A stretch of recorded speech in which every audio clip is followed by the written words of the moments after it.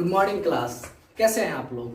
तो बच्चों, आज के क्लास में हम लोग क्लास 10वीं के चैप्टर 14 सांख्यिकी के बारे में पढ़ेंगे। ठीक है, सांख्यिकी क्या चीज होता है इसके विषय में जानेंगे। सांख्यिकी में होने वाले घटनाओं के बारे में जानेंगे, उसके प्रस्तुतिकरण के बारे में जानेंगे, आंकड़ों के संग्रह के बारे में जानेंगे और इसके विषय में होने वाले घटनाओं के बारे में भी अध्ययन करेंगे। तो बच्चों, चैप्टर 14 चालू करने से पहले सांख्यिकी क्या है इसके डिफिनीशन पर थोड़ा सा हम लोग क्या करते हैं, देखते हैं। तो बच्चों, ये यहाँ पर डिफिनीशन लिखा गया है कि वह विषय जिसमें आंकड़ों के संग्रह, प्रस्तुतिकरण, विश्लेषण का अध्ययन करके आंकड़ों से अर्थपूर्ण निष्कर्ष निकालने के संबंध में अध्ययन करना ही सांख्यिकी कहलाता है। मतलब कि किसी डाटा को आप उसके प्रस्तुतिकरण को कर दीजिए, उसके सही तरीका से बैठा दीजिए और उसमें से उस अंक को चुनकर एक अलग कैटेगरी में रख दीजिए, तो जो हमको प्रस्तुतिकरण मिलता है वही क्या कहलाता है बच्चों? सांख्यिकी कहलाता है। तो सांख्यिकी में होने वाले घटना क्या होते हैं? आंकड़ों का संग्रह होता है, प्रस्तुतिकरण होता है, विश्लेषण होता है, आंकड़ों के अर्थपूर्ण निष्कर्ष निकालने के संबंध में जो हम लोग क्रिया विधि अपनाते हैं वो वही सांख्यिकी होती है। तो सांख्यिकी के बाद से बच्चों लोग को पढ़ना है माध्य। माध्य क्या होता है? देखिए, माध्य क्या होता है कि माध्य एक डाटा को लेकर हम लोग एक संग्रह का निर्माण करते हैं, उसमें से उनके एक माध्य पद से जो वैल्यू निकलता है वही माध्य कहलाता है। जैसे हम समझेंगे इस विषय में कि माध्य कितने प्रकार के होते हैं, माध्य की क्या विधि होती है, इसके विषय में चर्चा करते हैं, फिर हम लोग आगे बढ़ते हैं। तो बच्चों, माध्य को 3 भागों में बांटा गया है। पहला प्रत्यक्ष विधि, दूसरा कल्पित माध्य विधि और तीसरा पग विचलन विधि। तो इन तीनों विधियों में सबसे कोई सटीक विधि है, सबसे कोई सटीक मेथड है तो हम लोग का है प्रत्यक्ष मेथड, मतलब डायरेक्ट मेथड। तो डायरेक्ट मेथड अपनाने से हमको यह होता है कि बड़ा बड़ा सा जो क्वेश्चंस होते हैं वह बहुत ही कम समय में सरल रूप से हल हो जाते हैं। तो क्या किया जाता है, हम लोग पहला हम लोग स्टार्ट करेंगे कि प्रत्यक्ष। तो आइए देखते हैं माध्य को हम लोग कैसे निकालते हैं। देखिए, एक आंकड़ों का संग्रह होता है और एक आंकड़ों का अंतराल होता है। तो पहले हम संग्रह के बारे में देखते हैं। जैसे मान लीजिए 2, 4, 6, 8, 10 कोई आंकड़ा दिया गया है और इसका माध्य ज्ञात करना है। हम लोग क्या करते हैं हम लोग लिखते हैं कि x बार इक्वल टू, लिखते हैं कि कुल आंकड़ों का योग, इसको जोड़िए 2 + 4 + 6 + 8 + 10 और कुल आंकड़ों की संख्या। तो काउंट करो बच्चों, 1 2 3 4 5 कितना है? 5। अब इसको जोड़ेंगे तो 2 4 6 6 6 12 12 8 20 20 10 30 30 बटे के 5 5 का 30। यानी जो x और r का जो वैल्यू मिला हमको ये 6, मतलब ये अंक का हुआ, हमको 6 मिला। ठीक है, तो ये एक आंकड़ा जो होता है जो सिंपल फॉर्म में होता है, इसको हम लोग याद करते हैं। लेकिन जब अंतराल की बात आती है तो अंतराल के विषय में जब हम लोग पढ़ेंगे तो उसमें माध्य एक अलग तरीका से निकलता है। ठीक है ना? तो इस विषय पर हम लोग उसको आगे बढ़ेंगे और पढ़ेंगे। ठीक है,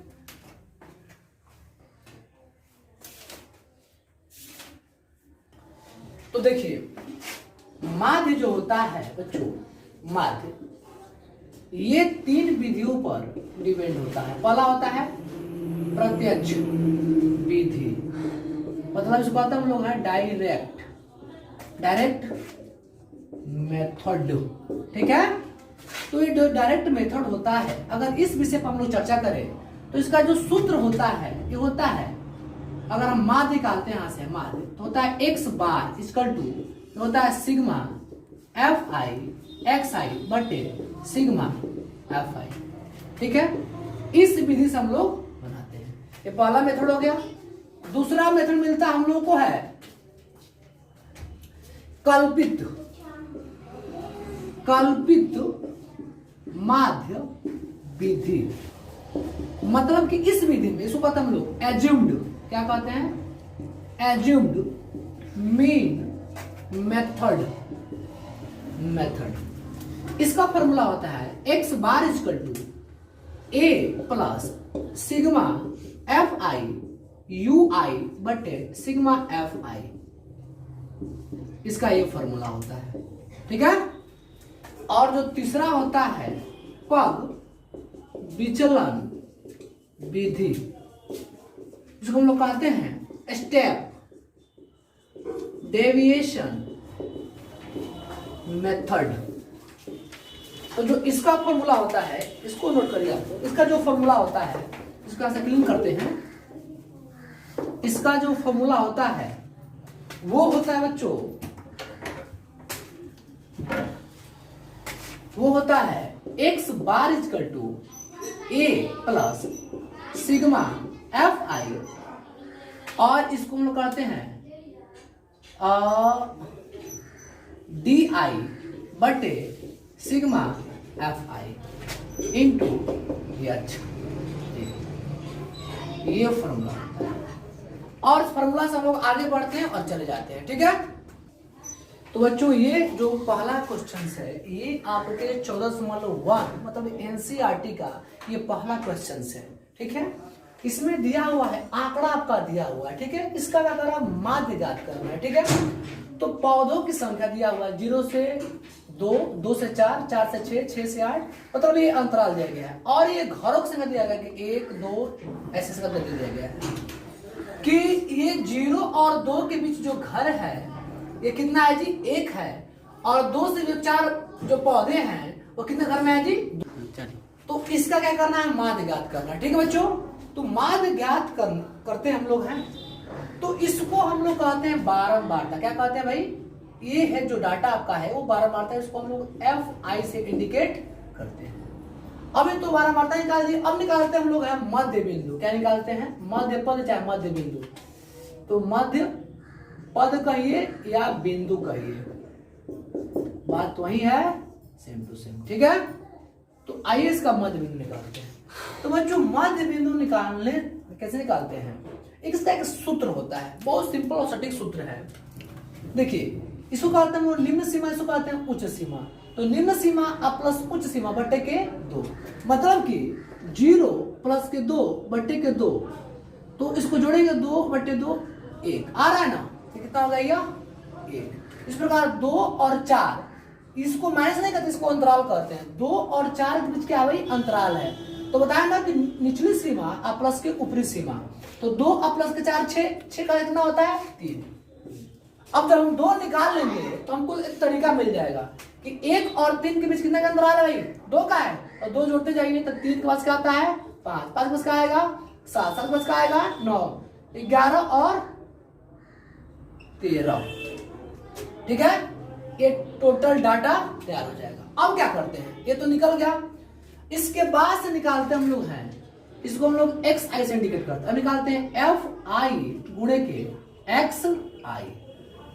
ये चौथा जो स्टेप होता है ये थोड़ा याद रखेंगे। तो एफ आई और एक्स आई मतलब एफ आई और एक्स, मतलब ये एफ आई और एक्स आई का गुणा। तो एफ आई का मान कितना है 1 और एक्स का मान कितना है 2। तो 1 में 1 से गुणा करें कितना होगा 1, 2 में 3 से करें कितना 3 गुणा के 6, 5 में 1 से कितना होगा 5, 5 में 7 से 7 बचे 35, 9 में 6 से 9 छक 54, 11 में 2 से 11 गुना के 22, और 13 में 3 से 13 दिया 39।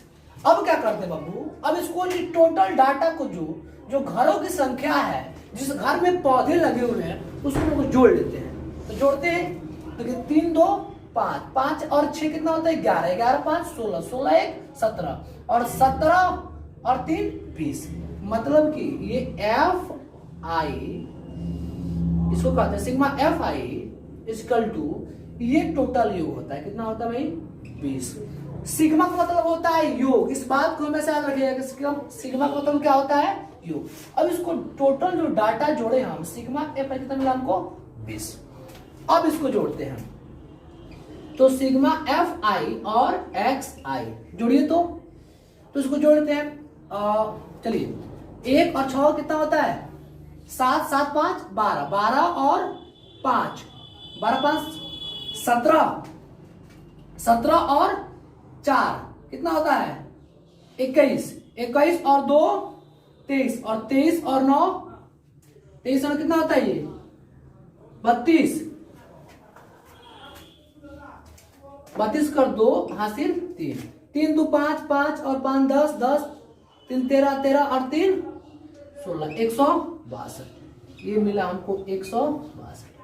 तो प्रत्यक्ष विधि से 100 माध्य क्या होता है भाई? Formula sigma F I X I बटे के सिग्मा एफ आई, मतलब कि इस टोटल वैल्यू कितना है? 162। और ये कितना है? अब इसको भाग करेंगे तो ये कट कर आएगा 8.1। मतलब जो हमको माध्य मिला बच्चों यही, मतलब प्रत्येक घर में इतने पौधे होंगे। ठीक है, नोट करिए इसको।